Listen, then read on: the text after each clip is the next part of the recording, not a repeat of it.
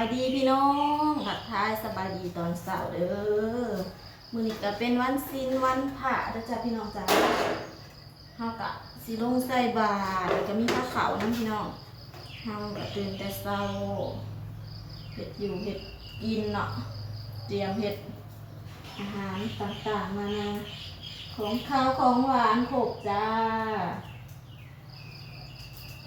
เฮ็ดผ้าขาว1 ผ้าพี่น้องวันศีลวันพระวันศีลบ่ได้ละจ้าวันพระบ่ได้ลืมเด้อเฮ็ดผ้าขาวใส่บาตรอุทิศถึงผู้ที่เป็นจากไปแล้วมีพระคุณสูงสุดของเฮาก็คือแม่นั่นเองเนาะ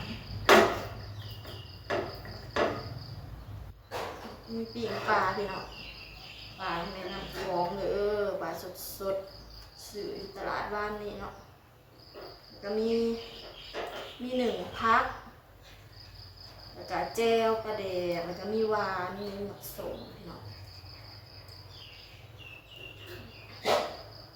ปิ้งปลา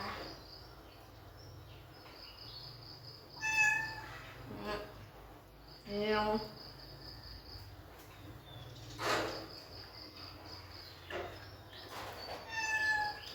เราก็สิเอาผ้าขาวลงไปก่อนแล้วจะถึงมาเอาเครื่องใส่บาตรแล้วผ้าขาวของเราพี่น้องจ้ามีของข้าวของหวานครบจ้าเดี๋ยวมาบวกก่อนแมวเด้อแล้วเป็นทีเรียบห้อยพี่น้องแล้วเราก็สิลงมีดิบเขาเอาผ้าขาวลงก่อนแล้วจะสิขึ้นมาเอาเครื่องใส่บาตรเดี๋ยวสิพาไปเบิ่งบรรยากาศอยู่ภายในวัดนักกันนะพี่น้องเอาบุญเฮ็ดบุญเอาบุญมาฝากแต่เช้าเลยมาโดนนะดูบรรยากาศตอนเช้าพี่น้องตอนนี้เขาก็เอาผ้าขาวลงเลยเขาสิลงใส่บาตรบัดนี้น้องมะนาวสบายดีบ้างเอาคืองามแท้ไปย่างกินขนมแต่เช้าขนาดเลยบรรยากาศก็อยากออกครึมๆพี่น้องเอ้ยแต่ว่าฝนน่ะบ่ตกดอกนกบรรยากาศก็ออกครึมตกกะ2-3 เม็ดหอดดินบ่ลายดินบ่เปียก3พี่น้องเอ้ยฝนก็ได้ไป2 แม่ลูกมะนาวน้อย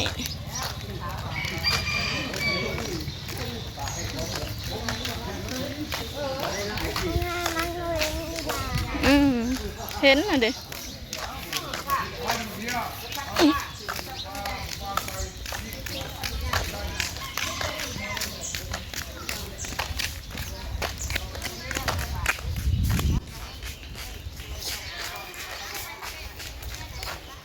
บรรยากาศดี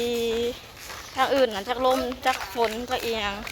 บ้านเฮาน่ะก็เป็นอย่างพี่น้องฝนบ่ตกแห้งแล้งแห้ง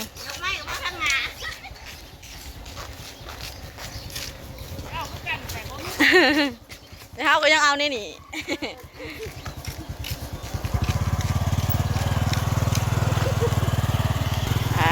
ยอดเลยพี่น้องเอ้ยให้แต่เฮือนเขาใกล้ย่างข้าวเรียวกระหอดย่าง2-3 ลบกระว่ากันไปมันย่างกันจวยโอ้โคตรเท่เลยสุดนะพี่น้ามาดูลูกสาวก็บรรลุแท้งามอลีล่ะเนาะเยี่ยมเลยไป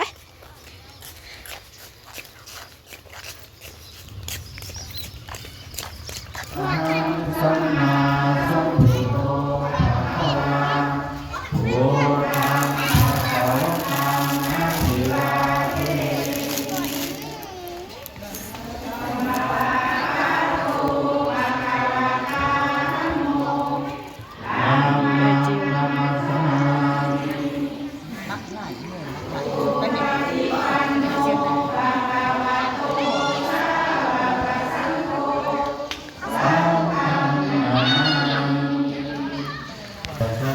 กล่องนะซีดมากเลยอ่ะ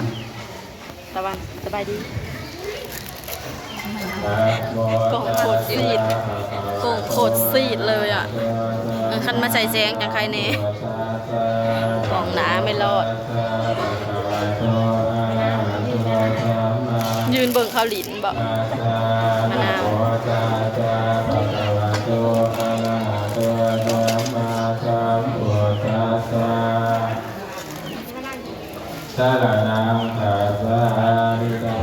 คนหลายหลายพี่น้องเอ้ยมื้อนี้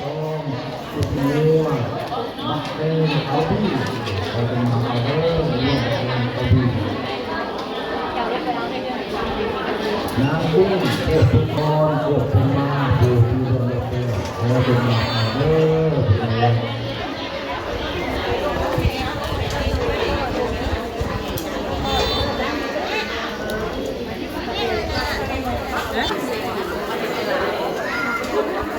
เด้ไปนี่ก็ได้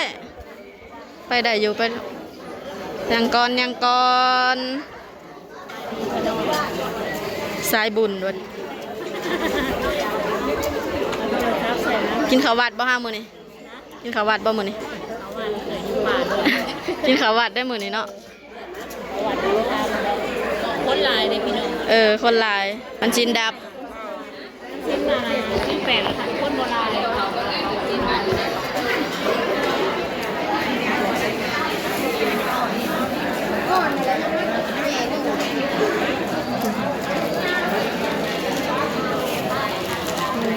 ทางในอ่ะอันนี้จริงคนหลายร้านไม่ได้ดอกแต่ทางในก็จะบริณาพระเจ้าบ่เข้าไปนั่งมันก็เริ่มมาก่อนมันจะบอกเขาในเลยในนั้นข้างในเหมือนเดิม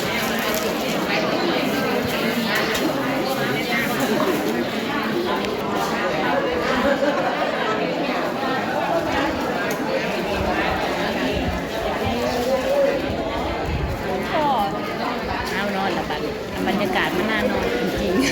ๆจังแต่ฝนบ่ตกติซึ่งเป็นตะตุกกับบ่ตกบ้านเฮาน่ะเนาะคนเป็นภาษาใช้หางมันจริงเว้นน้องฟ้าใสจังว่ามีแต่สาวแทนจริงเนาะ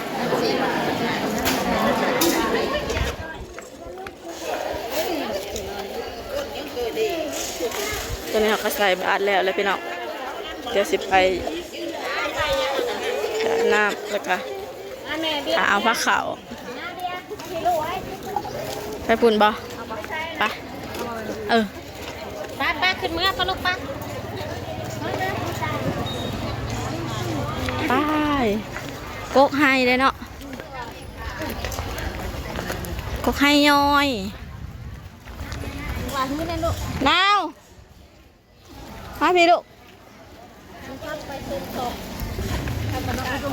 ธรรมศาสตร์โดยลูกอย่าพาถ่ายคลิปก่อน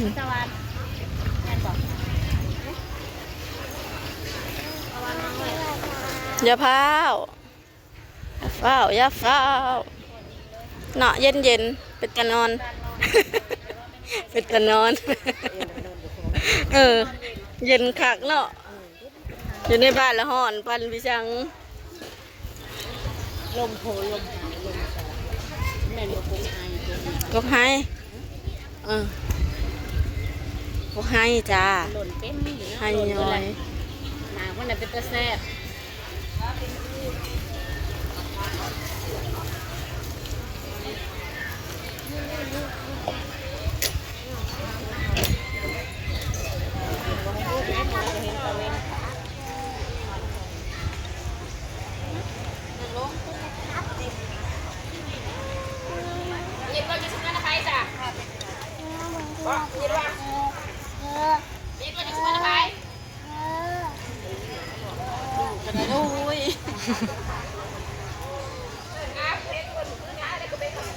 มะนาวก็สวยเถอะวะมะนาวสวย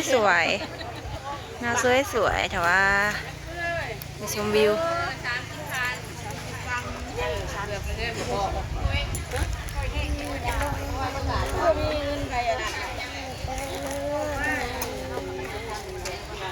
จะไปหาซีฟเลยเขา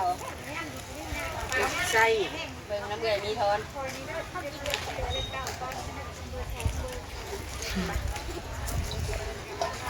นะย่าง มะนาวน้อยมะนาวน้อยเห็ดเพี้ยมะนาวมันยังกัดนะ บริเมื่อดอกมือนี่นั่นไปทางก็เลย ย่างได้ไหมย่างก่อน ก็ว่า อยากนำเรา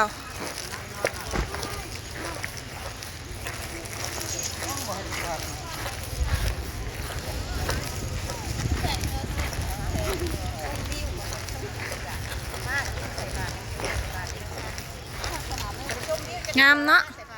มือไรเฮาน่ะมือไร ข้าวหวานเขา มันเขา เจ๊ยังหวานเขาหวานเขาเลยเราจะรู้ ปิ่งจีนเพิ่นว่า ปลา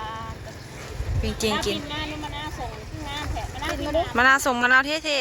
ๆเฮาว่าสิยืมอยู่ ติ๊กตอกเห็นติ๊กตอกเนาะเล่นก่อน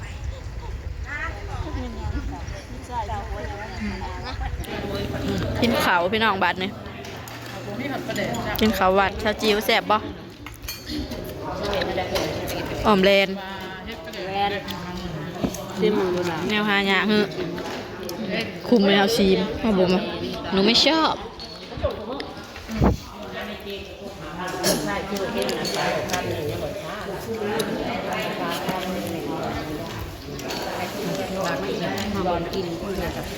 แซ่บบ่แซ่บบ่